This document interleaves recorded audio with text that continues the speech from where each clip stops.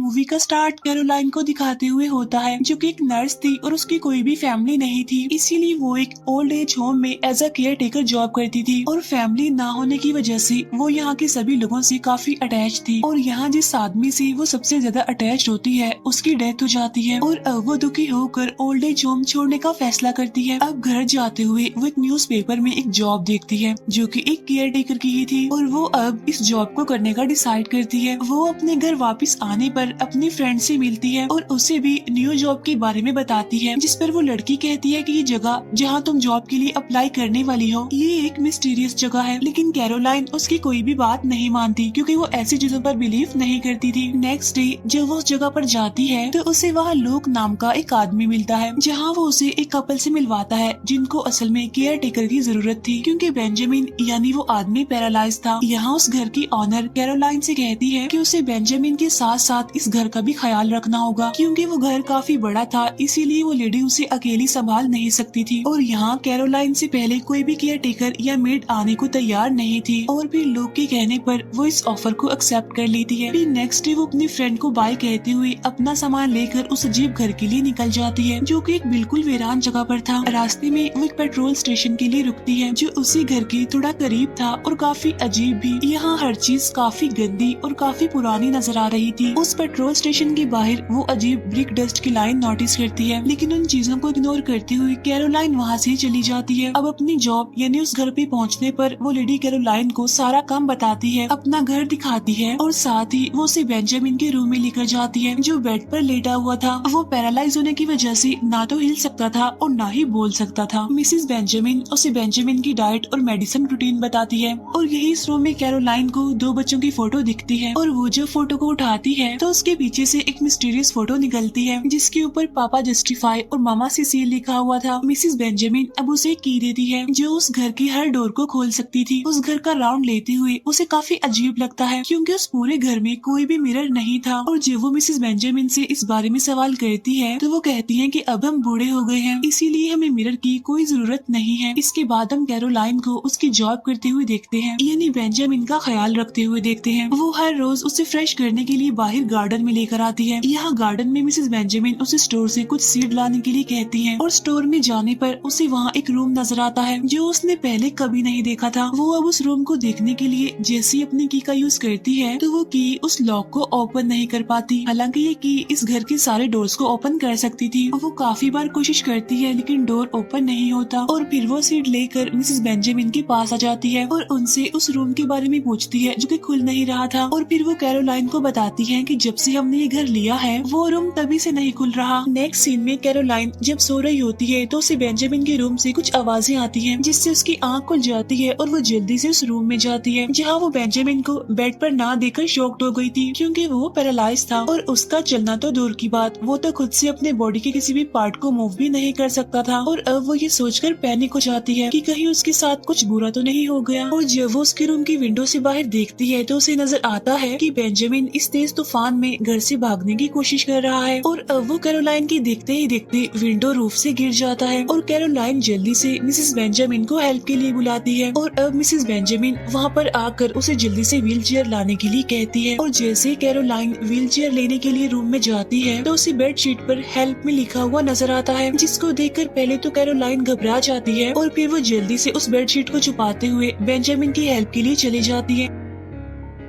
Next morning उनके घर look यानी वो आदमी आता है जिसने कैरोलाइन को यहाँ जॉब दी थी। वो इस फैमिली का लॉयर था, साथ साथ उनकी देखभाल भी करता था और यहाँ कैरोलाइन उसे बेडशीट दिखाने के लिए लेकर आती है जो उसने रात में बेंजामिन के रूम से उठाई थी। लेकिन जैसे वो बेडशीट ओपन करती है तो उस पर कुछ भी नहीं लिखा हुआ था और फिर उसे लगता है कि ये सब कुछ उसका वहम है और कैरोलाइन को परेशान देखकर लूक उसे अपना विजिटिंग कार्ड देकर जाता है ताकि उसे अगर दोबारा कहीं मुश्किल हो तो वो उससे कांटेक्ट कर सके। यहाँ आप कैरोलाइन कैरोलाइन बहुत कंफ्यूज थी। बेंजामिन का बाहर जाना, बेडशीट पर कुछ लिखा हुआ अपीयर होना और फिर गायब हो जाना। अब कैरोलाइन को इस सब का कनेक्शन उस मिस्टीरियस रूम से लगता है जो उसकी की से नहीं खुल पाया था, इसीलिए अब वो वहाँ इन्वेस्टिगेशन के लिए जाती है और फिर हेयर पिन का यूज करते हुए उसे नजर आता है कि किसी ने की होल को ही ब्लॉक किया हुआ है, जिसके बाद उसी की से वो रूम भी खुल जाता है, यानी जो की उसके पास थी। और अब वो उस रूम को खोलकर उसके अंदर चली जाती है जहाँ बहुत सा रिचुअल सामान यानी जादू का सामान रखा हुआ था और उसे यहाँ पर एक ऑडियो रिकॉर्ड भी मिलती है जिसमें कॉन्जर ऑफ सैक्रिफाइस लिखा हुआ था। और तभी यहाँ पर मिसेस बेंजामिन आ जाती है जिससे कैरोलाइन जल्दी से चुप जाती है। कैरोलाइन हैरान थी कि वो यहाँ क्यों आई थी और दरवाजा खुला देखकर उन्होंने कोई रिएक्ट क्यों नहीं किया। तब उनके जाने के बाद कैरोलाइन उस कैसेट को सुनती है जो उसे उस रूम से मिली थी और ये सब देखने के बाद वो अपनी फ्रेंड को एक होटल में बुलाती है जहाँ कैरोलाइन उसे अपने साथ होने वाले सारे इंसिडेंट्स और उस रूम के बारे में बताती है, जिसके जवाब में कैरोलाइन की फ्रेंड कहती है कि वो एक हुडो रूम है जो कि एक मैजिक रूम है और एंशिएंट टाइम में उसे यूज किया जाता था। अब अपनी बात को सच प्रूफ करने के लिए कैरोलाइन की फ्रेंड उसे एक हुडो शॉप के बारे में बताती है, क्योंकि कैरोलाइन इन चीजों पर बिलीव नहीं करती थी बल्कि सिर्फ रिस्पेक्टिव प्लेसेस को ही मानती थी। इसीलिए कैरोलाइन अब उस घर के अंदर मिरर लेकर जाती है जिस पर मिसेस बेंजामिन उसे बहुत डांटती है और उसे इस जगह का सच बताती है कि इस रूम को बहुत सालों पहले 2 अफ्रीकन सर्वेंट्स यूज करते थे और वो सर्वेंट्स ही पापा जस्टिफाई एंड मामा सिसिल हुडो मैजिशियंस थे, जिनकी फोटो मूवी के स्टार्ट में कैरोलाइन ने देखी थी, जिन्होंने उस वक्त के ऑनर की बच्चों पर हुडो मैजिक किया था जिससे वो चारों मर गए थे। वो कहती है कि उस इंसिडेंट के बाद ये घर हमने खरीद लिया था फिर, और वो ये भी कहती है कि हम इस घर में मिरर इसलिए नहीं रखते क्योंकि उनको मिरर के अंदर पापा जस्टिफाई और मिरर सिसिल का रिफ्लेक्शन नजर आता है। मिसेस बेंजामिन कहती है कि हुडो मैजिक करने वालों का मानना है कि कोई पॉजिटिव हुडो मैजिक करने वाला अगर ब्रिक डस्ट पर हुडो मैजिक उनको करके दे तो वो सारी बुरी चीजों को दूर रख सकते हैं। तब इस बात पर कैरोलाइन को वो पेट्रोल स्टेशन याद आता है जिसे हमने मूवी के स्टार्ट में भी देखा था, जहाँ पर कैरोलाइन ने ब्रिक डस्ट को भी नोटिस किया था और अब वो दोबारा उस जगह पर जाने का डिसाइड करती है। और अब कैरोलाइन को समझ आता है कि शायद बेंजामिन भी हुडो मैजिक की वजह से ही पैरालाइज है। फिर वो अपने फ्रेंड की बताई हुडो शॉप पर जाती है और यहाँ हुडो वुमेन उसे बेंजामिन को ठीक करने के लिए कुछ टूल और इंस्ट्रक्शन देती है और अब वो बहुत सी इन्फॉर्मेशन के साथ घर वापस आती है। इसके बाद हम उसे बेंजामिन पर हुडो रिचुअल परफॉर्म करते हुए देखते हैं, लेकिन सरप्राइजिंगली वो ठीक होना शुरू हो जाता है और बोलने के काबिल भी हो जाता है। वो कैरोलाइन से रिक्वेस्ट करता है कि प्लीज तुम मुझे मेरी वाइफ से बचा लो, और उसी टाइम अनलकीली बेंजामिन की वाइफ वहाँ पर आ जाती है, जिसके आने पर कैरोलाइन कोई बहाना बना देती है ताकि वो पकड़ा न जाए। और अब वो लोग से मिलती है और उसे बताती है कि मुझे मिसेस बेंजामिन पर शक है कि उन्होंने ही बेंजामिन को ऐसा बनाया हुआ है, पर वो कहती है कि अफसोस की बात ये है कि मुझे सिर्फ शक है। अब लोग कैरोलाइन की सारी बात समझते हुए उसे पेट्रोल स्टेशन लेकर जाता है जहाँ उसने ब्रिक डस्ट देखी थी। वो वहाँ की ऑनर से मिलती है जो कि एक ब्लाइंड लेडी थी और वो उससे कॉन्जर ऑफ सैक्रिफाइस के बारे में पूछती है, जिस पर वो लेडी उन्हें बताती है कि वो हुडो मैजिक की मदद से दूसरे इंसान की बॉडी में चला जाता है और उसकी लाइफ भी जीता है, यानी उसको मार कर उसकी उम्र खुद ले लेता है। ये बात सुनते ही वो दोनों यानी लूक और कैरोलाइन इस बात को मान लेते हैं कि बेंजामिन के साथ ये सब कुछ करने वाली उसकी वाइफ ही है, और वो इस बात को कंफर्म करने के लिए उसके घर के एक दरवाजे में रिचुअल ब्रिक डस्ट गिरा देते हैं। और जब सच में वो लेडी उस डोर को क्रॉस नहीं कर पाती तो उन्हें अपने आप पर और हुडो मैजिक पर बिलीव हो जाता है, जिसके बाद वो डरकर बेंजामिन को यहाँ से लेकर भागने वाली थी, लेकिन अनलकीली मेन गेट बंद होता है।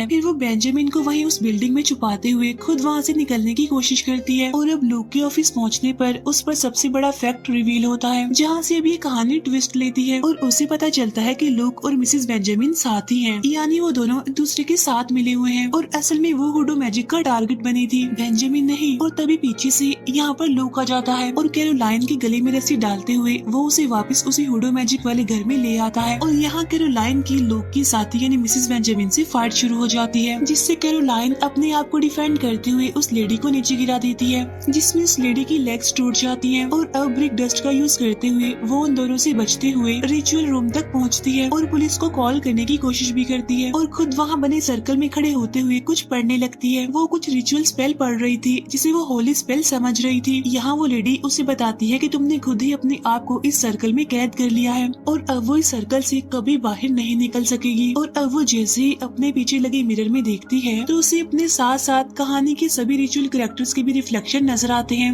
और आखिर में उसे मामा सिसिल का रिफ्लेक्शन नजर आता है और उसके साथ ही कॉन्जर ऑफ सैक्रिफाइस की रिकॉर्डिंग खुद ब खुद चलने लगती है और सारी कैंडल्स भी बुझ जाती हैं और यहाँ 2 सोल्स स्विच होती हैं, यानी उनकी सोल्स बॉडीज में चेंज होती हैं और मिसेस बेंजामिन जिसके बारे में यहाँ रिवील होता है कि वो मामा सिसिल की स्पिरिट है और अब वो कैरोलाइन की बॉडी में चली गई थी और कैरोलाइन की स्पिरिट मिसेस बेंजामिन में चली गई थी जिसकी अभी अभी लेग्स टूटी थी, यानी वो हैंडीकैप हो गई थी। यहाँ पर मामा सिसिल उसे एक पॉइजन पिलाती है जिससे वो भी बेंजामिन की तरह पैरालाइज हो जाती है और कुछ बोलने के काबिल नहीं रहती। और यहाँ हमें एक और बात रिवील होती है कि लोग के अंदर पापा जस्टिफाई की सोल है और वो अपने रिचुअल से लोगों की बॉडी यूज करते हुए अपनी एज बढ़ा लेते थे और इससे पहले भी उन्होंने अपनी सोल्स उन बच्चों की बॉडी में ट्रांसफर कर ली थी जिनके बारे में मिसेस बेंजामिन ने कैरोलाइन को बताया था और उनको इस काम के लिए सिर्फ उन लोगों का इंतजार होता था जो हुडो मैजिक पर बिलीव करते थे, जिसके लिए उन्होंने कैरोलाइन का काफी इंतजार किया था, जिसके आने के बाद उन्होंने उसका हुडो मैजिक पर बिलीव स्ट्रॉन्ग किया और फिर अपना मिशन कंप्लीट किया। यहाँ अब हम कैरोलाइन और लोग की स्पिरिट्स को उन बुरे लोगों की बॉडीज में देखते हैं जिनको एम्बुलेंस में ले जाया जा रहा था जो कि कैरोलाइन की कॉल पर आई थी। दूसरी तरफ मामा सिसिल और पापा जस्टिफाई दोबारा जवान हो गए थे और यही दिखाते हुए ये मूवी यहीं पर एंड हो जाती है।